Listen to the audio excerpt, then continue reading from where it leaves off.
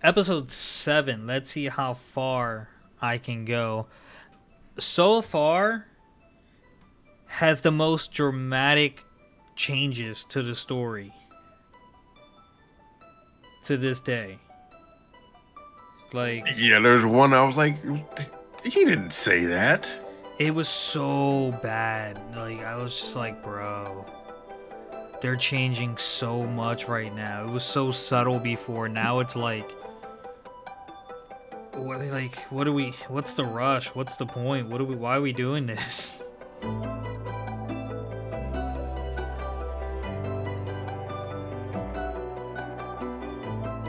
Ladies and gentlemen, welcome back to Irbal Sinergy's The Shop. I'm your host, Sinji, with me as always.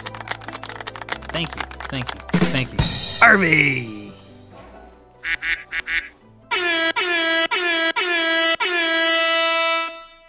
What's up, listeners?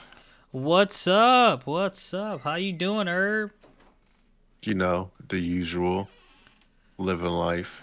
Life living Might you? be trying to live. Yeah, might be trying to live me. You know, I'm smaying. Nah, I hear you, man. I hear you. Yeah. Now, while life is living you to an extent, do you happen to have a flavor? Yeah, I watched just so much anime over these past Couple times, weeks. past times. I was gonna say the designation. I was gonna leave it past times. But yeah, it's just so much. Couple things that was notable that grinded my gears. Well, to get to my flavor, for last week's one, I like when Ayana Koji, he's like, "Yeah, I want to meet you, Kurizawa," and she's like, "Oh, today of all days," and it was completely not what she had expected, and it was hilarious.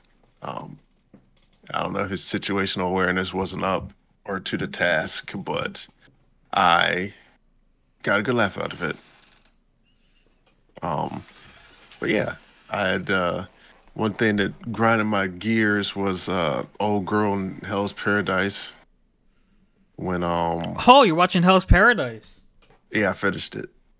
Oh, you finished it? Nah, I'm just kidding. I didn't finish Oh, it's good, isn't it? Though. it. It's not. I didn't watch it. I just thought it'd be fun to say.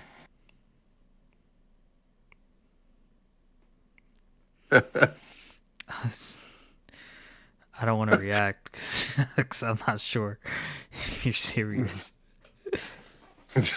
Listen, don't mess with me right now. My dog walked in the room. He's under my bed. He's not potty trained. Did you watch it or did you not? I watched some of it, you know what I'm saying? But yeah, no, it made me mad because she was like, they were on the island, she was fighting, and he gets attacked, and then he like breaks out his handcuffs, and then the other convict comes in and about to fight, she's like, tie your hands. I'm like, what? Do you not see your superior over there with his prisoner's hands untied? Like, come on, stop it, girl.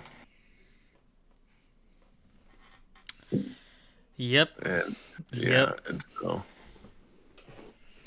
that one I was like, really? But yeah, it's interesting premise. I did love how they all learned like the same key at the same time. I'm like, so they all learned it in different ways, and my man forgot his memory, lost it all. Allegedly.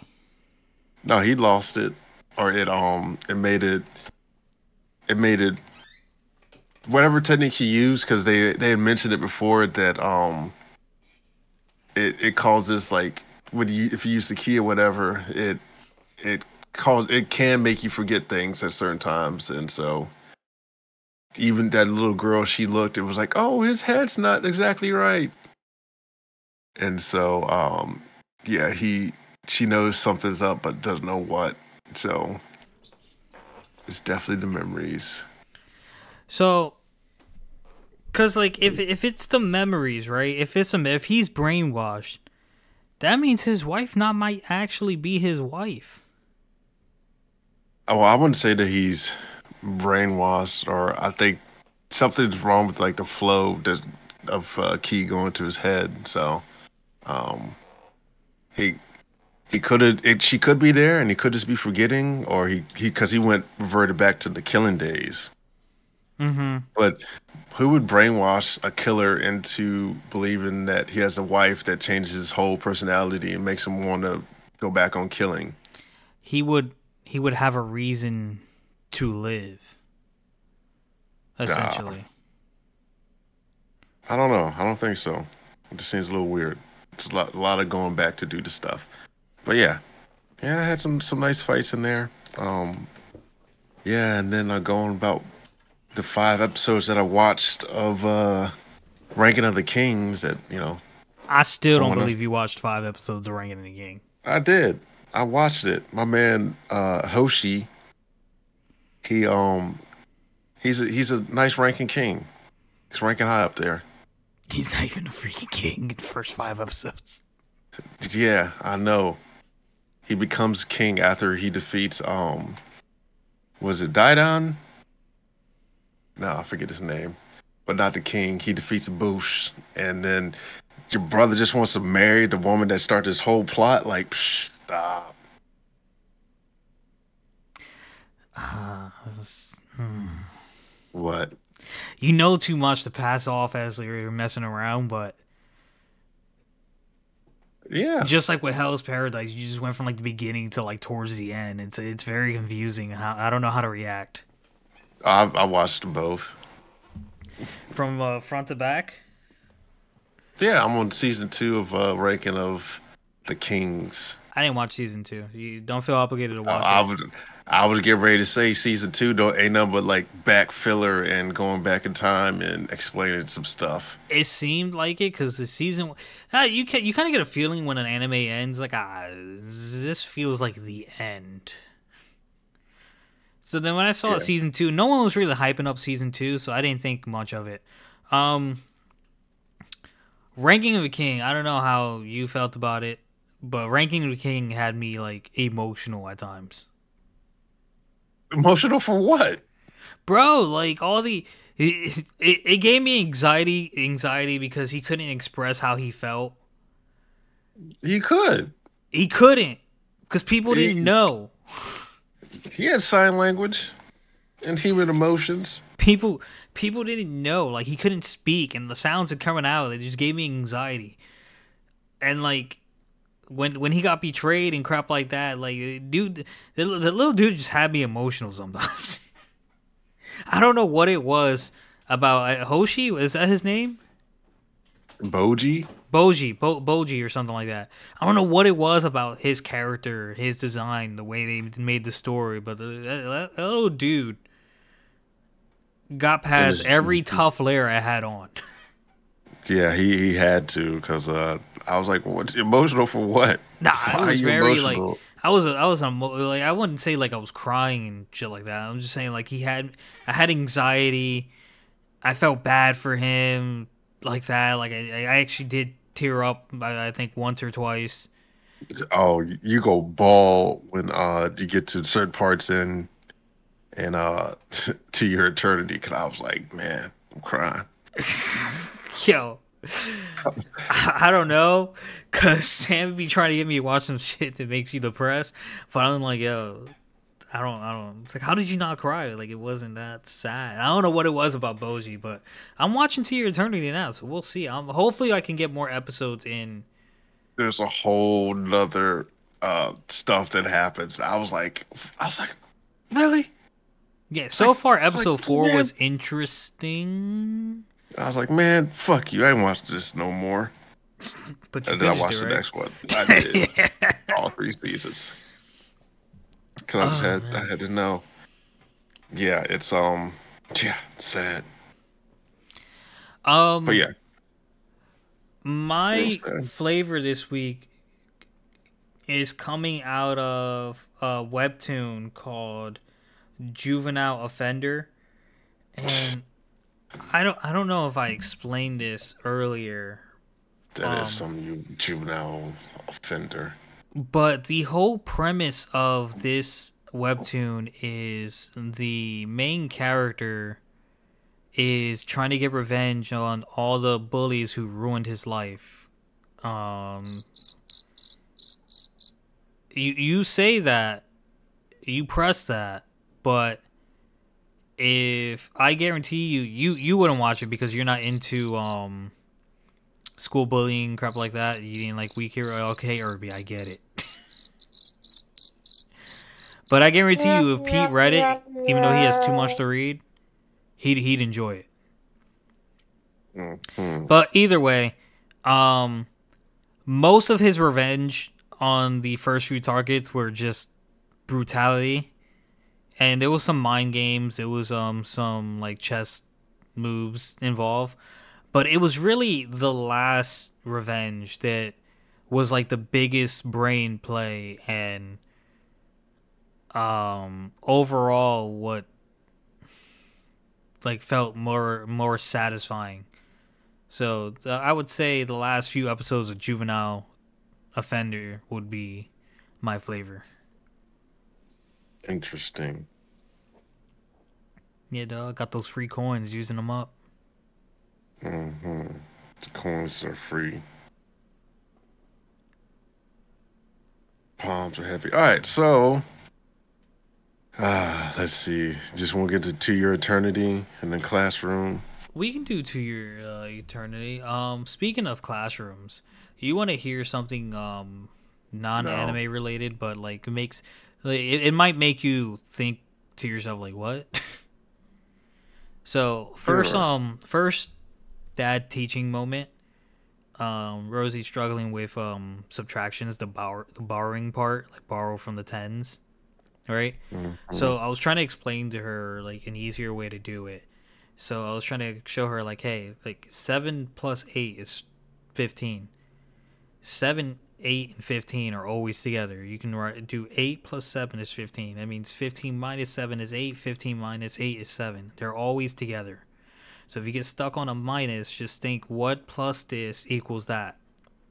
And I wrote it down for her. So now she can't do the tens without writing. So if it's 15 minus 7, she'll write 15 minus 7 equals blank. 7 plus blank equals 15. And she'll solve the plus first to solve the minus. Which in math, you got to use what you understand. What I don't get about it is to help her make tens easier, I did a 100s problem, minus problem, like 247 minus 168, something like that. And I did a thousands problem. She wanted to try it, and she did both of those without writing out the this plus this equals this, or this minus this equals blank, blah blah blah. But she can't do the tens without writing the steps. It's because it's less, just one less. Uh, Sometimes they have trouble like contextualizing a concept. So, but yeah, when there's more, you can actually see where it's getting pulled from in a way. So yeah, I understand it. But yeah, But to your eternity, episode 4, um, 1 out of 5, where another 4 is not being talked about. hmm A large vessel. So at the start of this episode, they're basically prisoners being transported to a big city, and like I guess the lady who picks out the kids to get sacrificed is also a prisoner. Um, Fushi reverted back into a dog, or he stood a dog, and once they went to freshen up, he turned back into a human, which I guess what's her name, Marsh? you talking about the little girl? Yeah. Yeah, Marsh wasn't sure that the dog was Fushi until he transformed. And was like, "Oh, I knew it was Fushi. Come with me." And she like explains that even though he's big, he acts like a kid. So she decided she's gonna be his mom. So they get going and make it to the city, and the lady's talking to him as if this is gonna be your new home. Get it whatever you want. It's on me. And it's just like, you say this, but they're still in handcuffs. So how convincing? It is not very convincing because they're in handcuffs. Yeah. So Marsh sees a family. She gets sad. She's reminded of her mom and dad, who's she's no longer with, and she decides she wants to send a letter. But she doesn't know what district she's from, where, like, what street, things like that. So it's actually pretty difficult to send a letter. So the big sister, whose name I don't know, Perona. Perona, says we'll save the letter until we do know and send it later. They go to eat. It looks like ramen almost, and the girl that has him in prison is eating with chopsticks. Marsh and Perona are eating with their hands, and Fushi is just eating with his face. So they're not on the same page as far as table manners. Until Fushi stabs himself with like the little stick you make kebabs out of. So then he learns. Chopstick. Nah, it wasn't a chop. It was smaller than a chopstick. Mm-hmm. But that's how he learns that the stick doesn't go in his mouth because it hurts. So he used the stick and just slid the food in his mouth without using the stick. And she was like, "Oh, he learns pretty quickly." The food makes them all sleepy, and they wake up. They wake up prisoners. The lady, she has Fushi in like a battle arena. So it tells the man, I think, tells him he can go free if he kills him, if he kills Fushi. And the man attacked him, but nothing came of it. Get Fushi healed right away. What was weird about what Fushi did after is he summoned a spear in his hand. The same spear the man had. He made the same spear from his skin, I guess, and used it to impale the man in the same spot that he got stabbed. And then the man was screaming, "It hurts and hurts," and then Fushi picked up the words, "It hurts, please stop," or something like "it hurts," but he says it like a robot. So the priest lady who was a prisoner comes out and just keeps stabbing Fushi, stabbing. He's there, emotionless, taking the spear and saying, "Please stop, it hurts. Please stop, it hurts." And he just walks away from the lady while they're observing him. So he tries to run away. They shoot an arrow in him, and then they all stab him and throw him in the same cell that Marsh was sleeping in. She pulled the arrow out, and he healed by himself, and he was resting. Perona started speaking to Marsh from above. Marsh looked outside, and they were on this huge cliffside that if you fell out of, it's certainly to your death. And asked Marsh to hand up the arrow and some of Fushi's fur. So she was doing that. Fushi dug a hole, and it turns out they drugged a giant bear to this area where they were trying. I'm not really sure what they were trying to do with the bear. But Marsh saw the bear, and she immediately wanted to take out all the arrows because it's been this poor giant creature has been brutalized, and she assumes that's why he's so aggressive, because he's been attacked. And they notice Fushi and Marsh, so they decide to use Marsh to tend to the bear. And if the bear kills her, then she was dispensable anyway. Marsh has a one-on-one moment with the bear, and like she's comforting him, and Fushi's watching. And this is where it seems Fushi is just picking up what other creatures are feeling and expressing them, because he stares at the bear blankly, and the bear hasn't moved, but Fushi says thank you. And I guess the bear either. I feel like the bear dies at that point.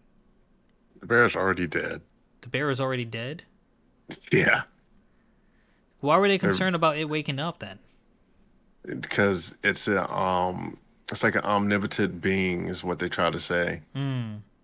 Uh like it's supposed to be a mystic being, if that makes sense. It's like a god to them because they don't know any better. Gotcha. I guess that makes sense. Perona was planning on killing the bear just so they can bring it back to the village and put it into the tradition. Yeah. Um, she's trying to scale the wall, but she slips, grabs on a stick. The stick breaks, grabs on the rope. The rope breaks, and she falls and sees a spot where she can fall safely, so she kicks the wall and lands into safety. Um, One of the guards finds her and says, "I don't have to tell you escape if you give me what I want." Hint, hint, perv. Wanted some us.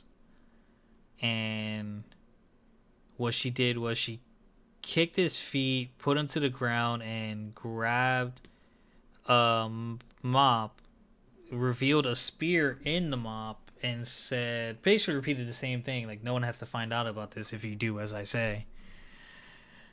And Perona takes his outfit and goes to get Marsh. That was the end of episode 4. Yeah. I can't even talk about what I wanted to talk about because you ain't even seen it yet. My bad. Yeah, somebody want to watch the 5 episodes. I wanted to. I really did. I started episode 5. I did. I have. It's 25 minutes. I have 24 left. What, you just watch opening credits? Just listen. It's been a rough 2 weeks, dog. Just watched opening credits. That was it. It's been rough. CC. All right. We are going to get into Classroom of the Elite. Let's do it. Season 3, episode 4. To work, you have the right, but not to the fruits thereof. Yeah, this was a nice episode. Enjoyed it. So it starts off with my boy Anna Koji. He's sitting in I think, Kurizawa had called him first, and then he just like sends her a message like, "Hey, I want to meet later just today." And she says out loud like, "Does he even know what day it is?" I'm like, what day is it? And then we find out that it's Valentine's Day. So I'm like, oh, so she had something in mind for Valentine's Day. So then we get to the class and everyone's talking about chocolates and who they want to receive them from. And they ask Ayane Koji, does he think that Horikita will give him chocolates and this, that, and the other? He's like, no. He's like, they're like, do you have anyone you want to get chocolates to? He's like, no. Keeping it very low key, simple. And so then Ayane Coach sits down to ask Horikita how befriending Kushina is going. And she's like, oh, it's going all right. She's open to meeting, because before she wasn't open to meeting. And I'm like, yeah, you finna get set up, girl. You finna be locked up in the thing, messing with her. I just wouldn't even mess with her no more. Like, you go your way and I go my way. So, then we find out that was her Shizinu? She has we get a flashback to where they're talking about the meeting that he had at the camp where like it was like, oh, the first years are out. And so it's Elder Horikita and that the blonde boy from I think year three was there. He's eavesdropping, and they're like, "Oh yeah." So they were talking. We got that, and it was Nagumo. He was there. He's like, "Yeah, talk about his beloved Horikita's pet, Ayana Koji." And everyone seems to always underestimate Ayana Koji, Mm-hmm. and he's like, "He doesn't even look special." So it was like, "Well, you gonna see." So they meet, and Hashimoto was in on it, and he still wonders why Horikita thinks so highly of Ayana Koji. And Nagamo, he starts talking to Horikita. He's like, "Yeah, no one can tell what I'm thinking, not even your little pet Ayana Koji." And so, end flashback, and then we get to when Ayana Koji and Kurizawa meet, and she's like, "Why did you want to meet today of all days?" He's like, "Oh, it could be any other day, actually. I just wanted to meet with you for my prying eyes." And and she was like, "Oh, so it had nothing to do with the day." Devastated. Yeah, just wanted me to wait because she just finished a breakup and didn't want to be seen scandalous. Meanwhile, Hashimoto has been following Ayana Koji around all day, looking at stuff and following him and trying to see what he's really about. And so then Ayana Koji uh, asks her about how does she feel about exams. And he's like, oh, they're going to be difficult. He's like, I can help you study, but he's like, it's not going to be. I can't invite you to our study group, so it'd have to be a late night. She's like, oh yeah, I would love to study. I bet she would. Yeah. And so she gives him some chocolate, and I'm like, ooh. She was like, it was for Yusuke, but we had broken up, so I didn't feel like it was appropriate. And I'm like, oh yeah. And this is when Hashimoto jumps in. He jumps out the bushes and is accusing them of something funny. And they're like, nope, we're just meeting up, and I'm just giving him the chocolate so that he can give it to somebody. And he's like, yeah, I like your story. He's like, well, since you're on dating, let me go ahead and put the moves on you, be my rico suave self. And she's like, ew, no, please leave me alone. I'm like, dang. So, yeah. So they leave. They have some words. Ayana Koji gets Hashimoto's number in his phone. So now they're friends. But the real reason why he had met up with Karuizawa was because he wanted her to look into the owner of this phone number. And I'm like, okay. Yeah, so then he leaves, and Anakoji go visit my girl Ichinose because he's worried about her being sick. Wasn't really worried. He just wanted to check on her because they had said she stayed home from school. And I was like, huh, interesting. Yeah, he brings her some rice pudding and does a wellness check. And all the good stuff. They chit chat and the other. And then the next day at school, boy, there was salacious messages sent to people. Like Ayana Koji has a crush on Kirizawa. Um, and Sheena was a prostitute in middle school. I was like, what? Yeah, I was like, oh, wow, boy. So that one dude was a prick. He was. I feel like he was in on it. I feel like that too, but he just wouldn't let it go. Yeah.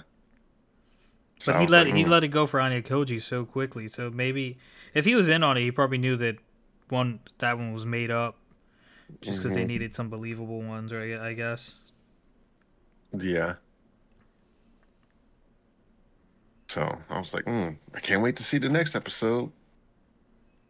I also cannot wait to see the next episode. Can you though? I mean, Moving on. Moving on up to the All right, east side.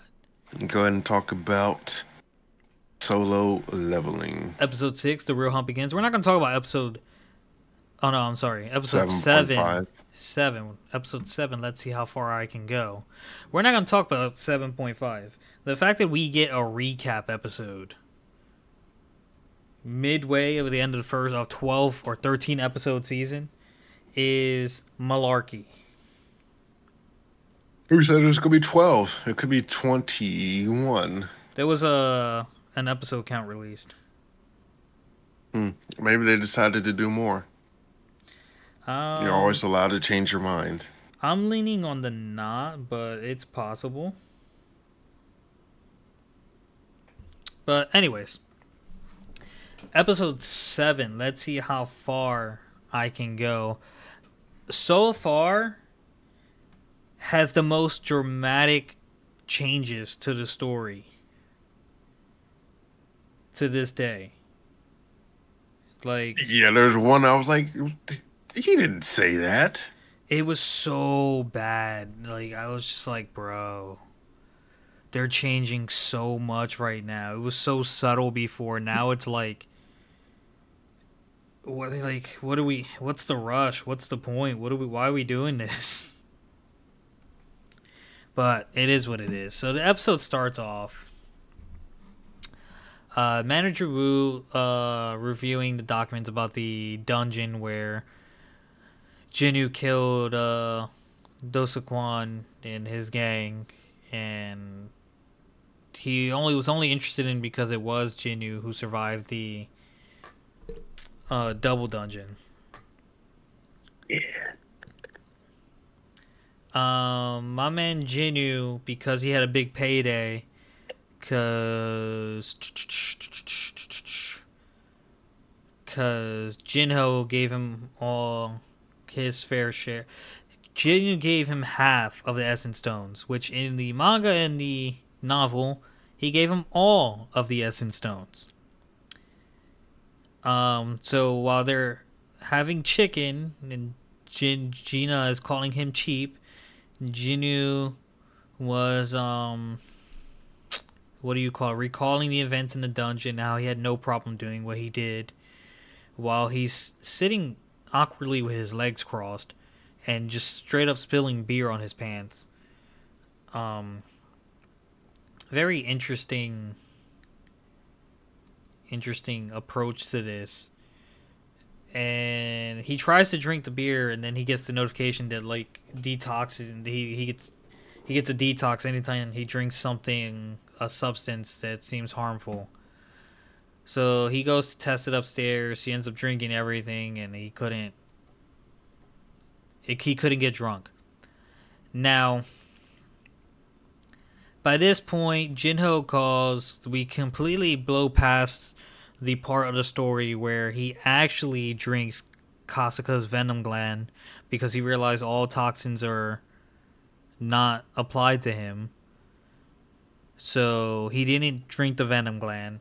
He meets up with Jinho, who called his phone and got it from the association through his connections, to propose doing 19 more raids. Jinho reveals that he's trying to become a guild master. His father is planning on forming a guild and wants to recruit an S-rank hunter to be the leader, the president, and his older brother to be the vice president. But Jinho believes that much power shouldn't go to an outsider, so he wants to get his guild master's license so he can be the president of the Yujin Construction Guild. Jinwoo firmly denied. Not only firmly denied, I was really hoping we got to see the scene where the people were being obnoxious in the restaurant and Jinwoo asked how much a spoon was and then crushed the spoon in his hand in front of them to show them like they're being obnoxious and should be quiet. Yeah, that place was empty. Yeah, very empty. And Jinwoo flat out said no to Jinho and left.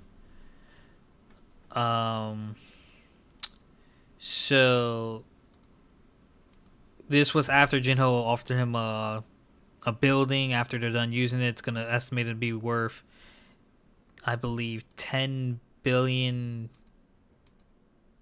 Bunch of Yeah, wands. 10 billion won or something like that. And Jinnu was thinking like 10 billion is a lot, but if I can keep being stronger, 10 billion would be chump change to me. So he ended up declining him. We get to see Mr. Huang, the SX hunter that went to America. I swear to check real quick. When Jinho was like, he said, uh, he was like, yeah, I'll keep your secret, or else I'll tell you a secret or whatever. I was like, what? Jinho never said that. I ain't even a fan, but I'm like, he didn't say that. He He was said, like, I'm I'll not keep your even a secret, fan. boss. Yeah, I'm like, even I was like, hold on. He It's gave him so ultimatum. much, man. So much this episode. Yeah, I gave him ultimatum, and like my boy would never have given him an ultimatum. But, yeah, so we get to see a peek at Mr. Huang, who's trying to go to Korea because he inquired what would happen if he killed someone in Korea, and it's like, "Are you serious?" Like, yeah. Well, you're a citizen here, so most likely you'll be tried here, and we can negotiate it down. So then he tries to go to Korea, and she says, your schedule is packed, and if you leave suddenly, it might cause problems for the guild." And he goes, "I don't want to cause problems for the guild. How far am I booked?" A couple months." He goes, "All right, don't book me past that." So that was the scene with him. Then I appreciate this being in the anime, this scene right here, because it's not in the novel.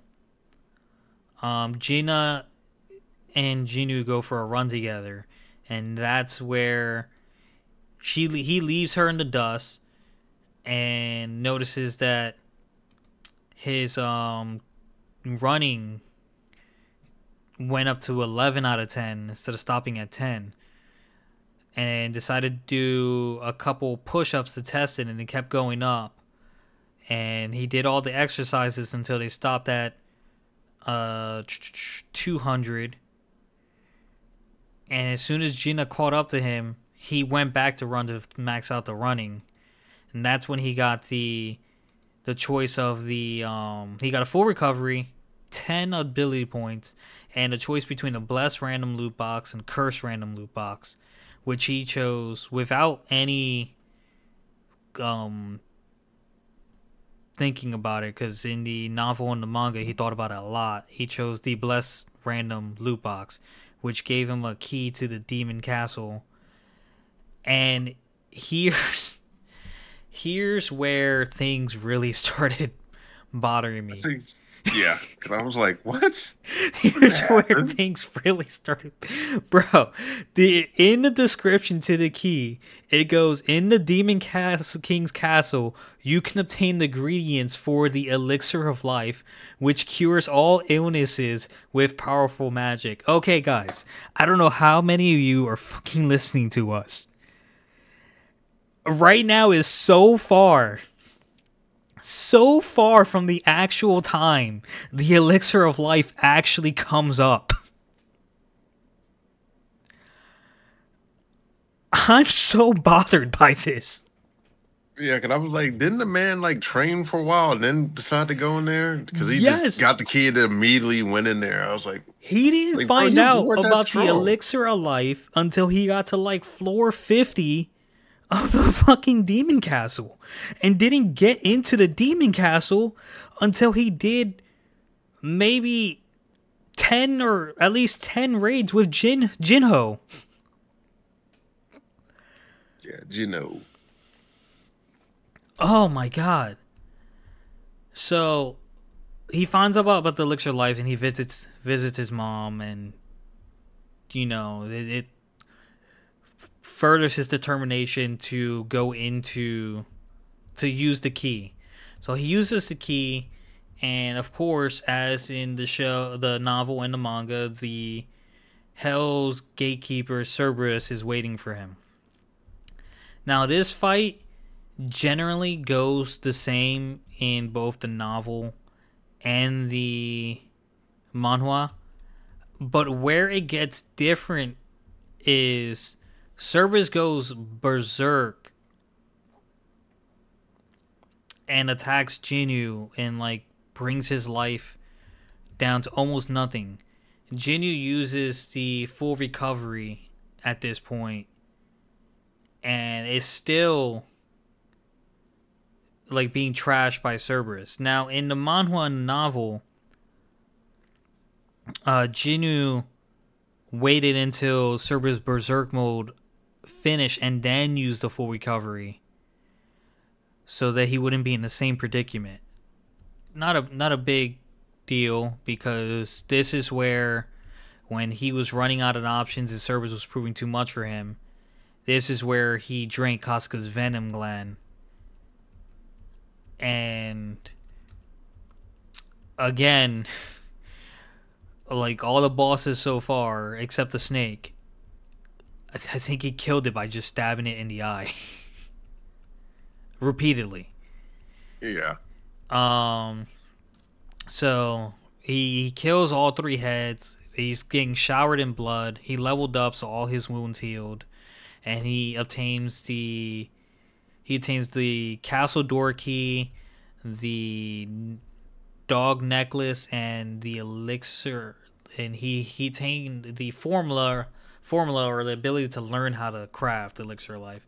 Again, something he doesn't get until way later. But it is what it is.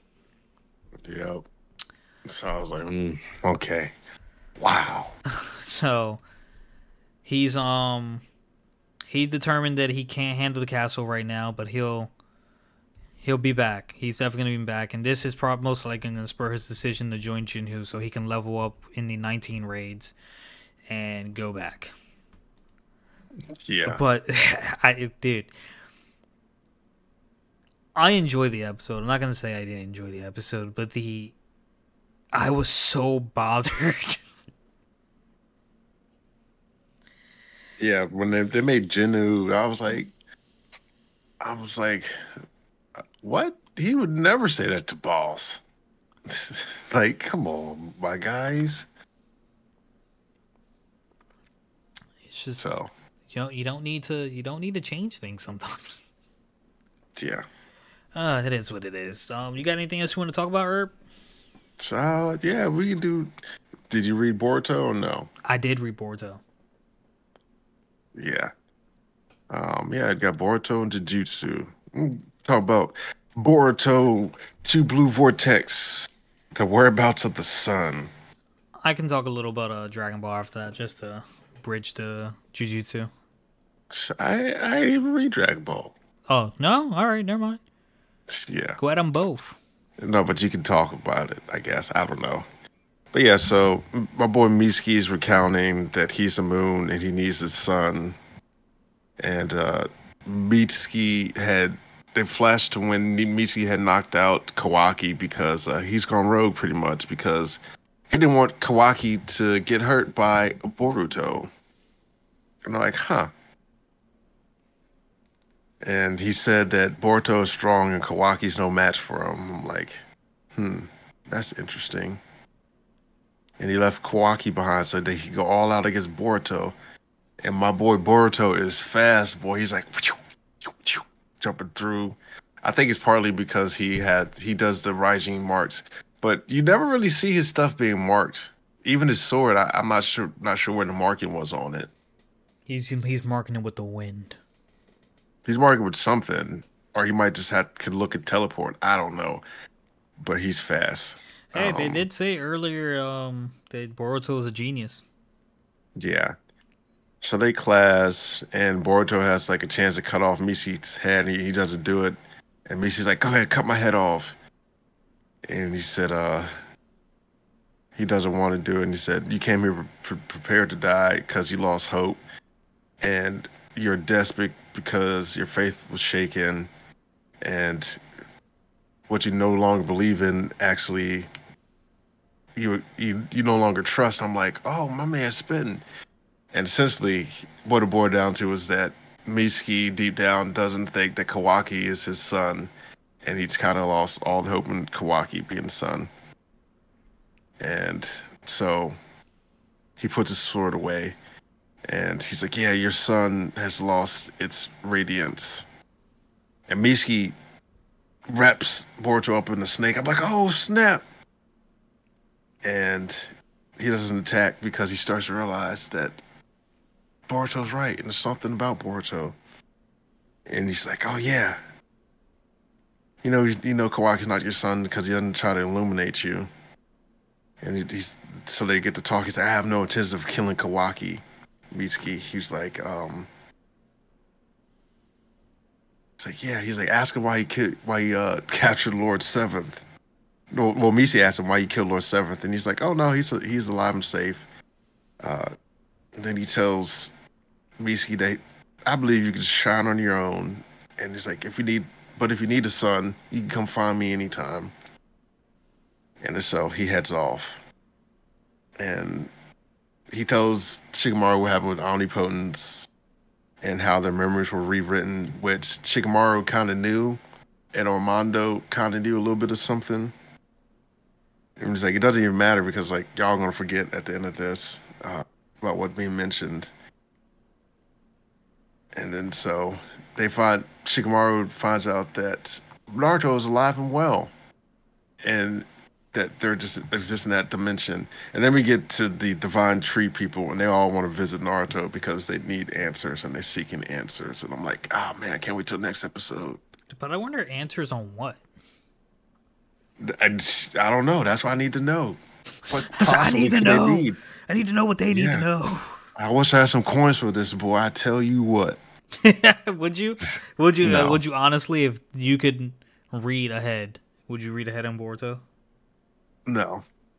I do it everything. I hold off on a lot of things now because it's just too much.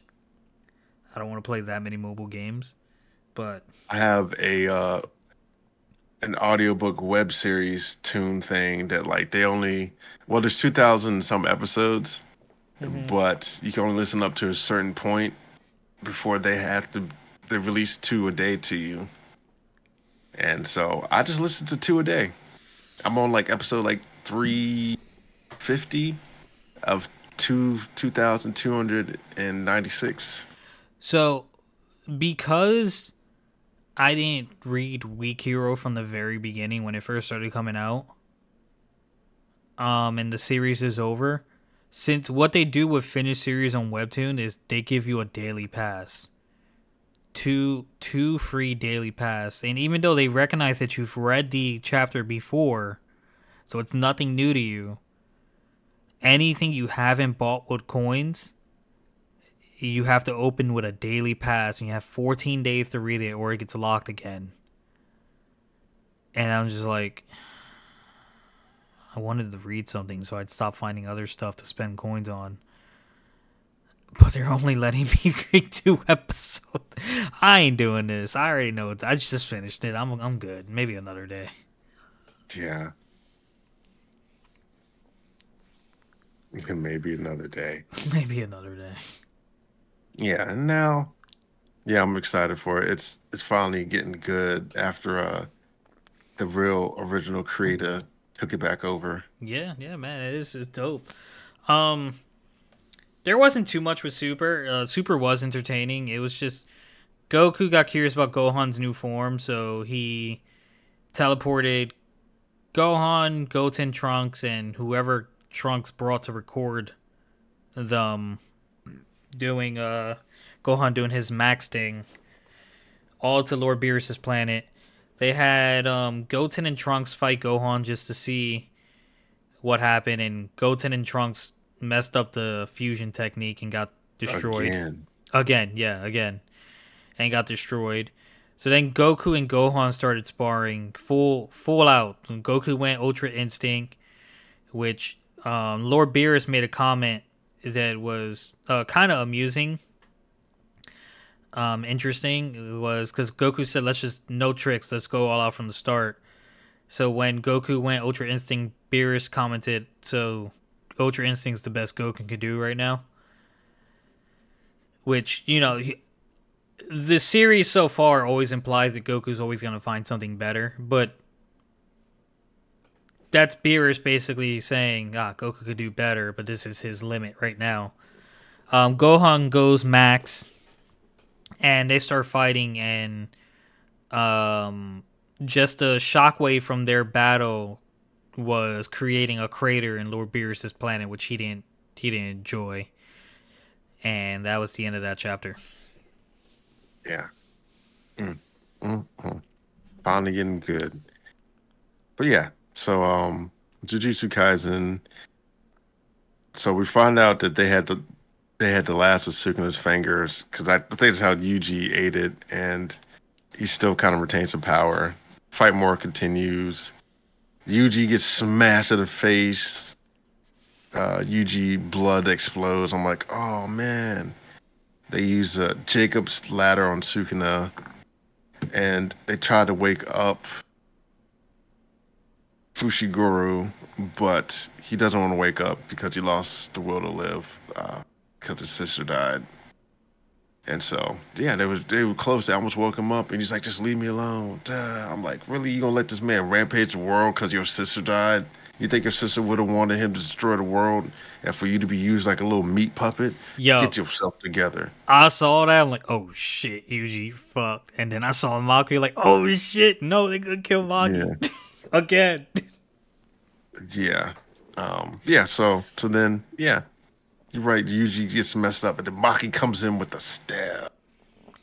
I'm like, oh, you saved him. Yo, Maki about to go crazy, bro. She might. She ain't got no power, so I don't know. She don't, but listen, Sukuna don't got too much output right now. It might be she's still gonna lose. She's obviously gonna lose. Yuji's the secret weapon to this whole thing, but like it's gonna be entertaining as hell. Yeah, it might be. Who knows? But you got anything else you want to discuss, sir? Oh yeah, I watched a little bit of Mashal. Yeah, I the fight with the Gravity Boy and the Mud Golem dude. He's like, yeah, I'm so strong, and then I had a thing that's like, why do people always say they're so strong and then have to take a potion to beat someone to be stronger? Mm-hmm. They're stronger. I'm like, you're not strong. You just average with a potion to enhance you to make it strong. Now stop it. Sit down and take this whooping like a man. Yeah, so that's what I had to say about that one. Mash is good. Yeah. Yeah, I'm at the point where the prisoners escape and they show up to take the kids out. Yeah, so much. So little time. Oh, I know what you're talking about. Okay. Yeah, we talk more about it later. Alrighty. Alright, guys, that's going to do it for this episode. Thank you so much for listening. If you enjoyed, like, comment, subscribe, and we'll catch you next time. Peace! Peace.